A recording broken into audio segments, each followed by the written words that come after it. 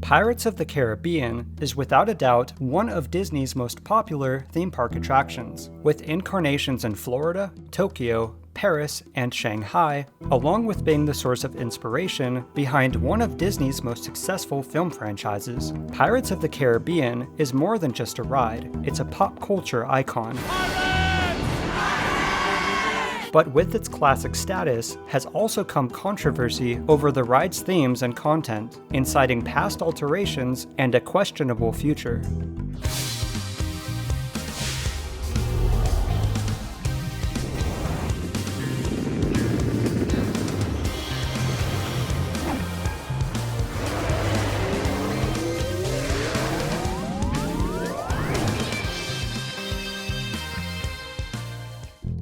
During the 1950s, Pirates of the Caribbean was just one of Walt Disney's many ideas for future Disneyland experiences, and in the early 1960s, Walt Disney enlisted artist and Imagineer Mark Davis to help bring his vision to life, which was originally conceived as a wax museum-style walkthrough attraction, and would include elaborate, albeit static show scenes, depicting pillaging and plundering, making no attempt at shying away from the more risque elements of a pirate's life.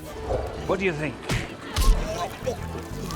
Around this same time, the southwest portion of Frontierland was leveled, and construction for New Orleans Square, the park's first new land, had begun, which included digging a basement set to house the Pirate Wax Museum, below what would become the Blue Bayou Restaurant. In a few minutes, we're going to take you backstage and show you how we created 4 special exhibits for the New York World's Fair. However, New Orleans Square and Pirates was put on hold for the 1964 through 65 World's Fair, which would feature Walt Disney's It's a Small World and lifelike audio animatronics in Great Moments with Mr. Lincoln and the Carousel of Progress, which would inspire the transformation of the planned Pirate Wax Museum into Disneyland's largest and most complex attraction at the time. But in order to house the majority of the expanded ride ideas, a second basement and show building would be needed, with construction beginning near the end of 1965. You believe in pirates, of course. Oh, yes.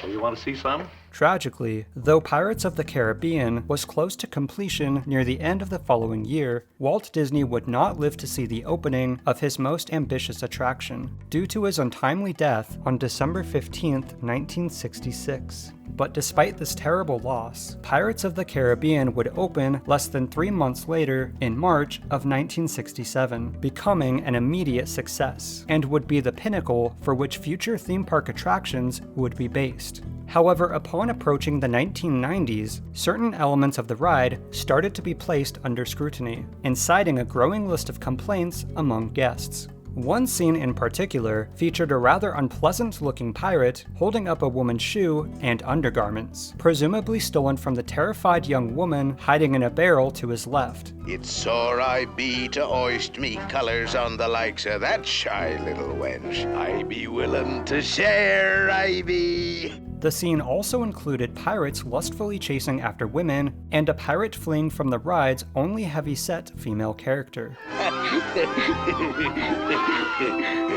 For many years, these portrayals were thought as harmless and comical. It was, after all, created during a time of mainstream ads such as these. But as time went on, despite proponents of the ride's more or less historical accuracy, Disney began to feel an increasing amount of pressure to make a change, much like the removal of the violent and racially insensitive suggestions from the settler's cabin during the 70s and 80s. But of course the Indians had their friendlier moments too.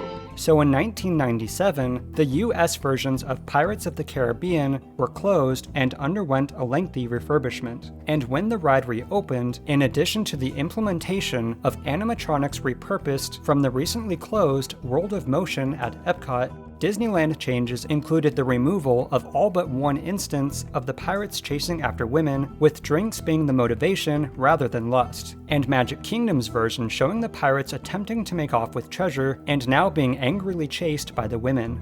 As far as the most controversial element in the scene, while Magic Kingdom replaced the undergarments with a treasure map and altered his dialogue to remove the suggestive undertones, Disneyland transformed the scene entirely, leaving little trace of what once was. And during the 2006 controversial movie tie-in, another scene would receive an alteration, with the woman's horrific scream after being shot now implying a simple startle.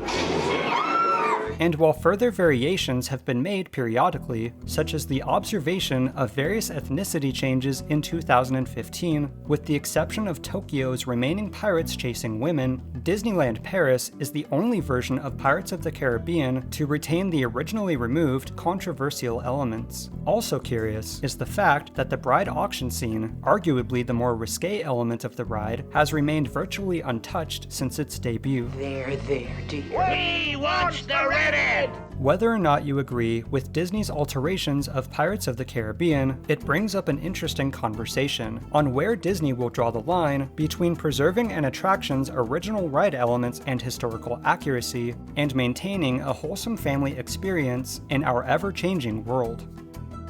So what about you? How do you feel about the removal of original ride elements? As always, thank you guys and gals so much for watching, and I'll see you next time.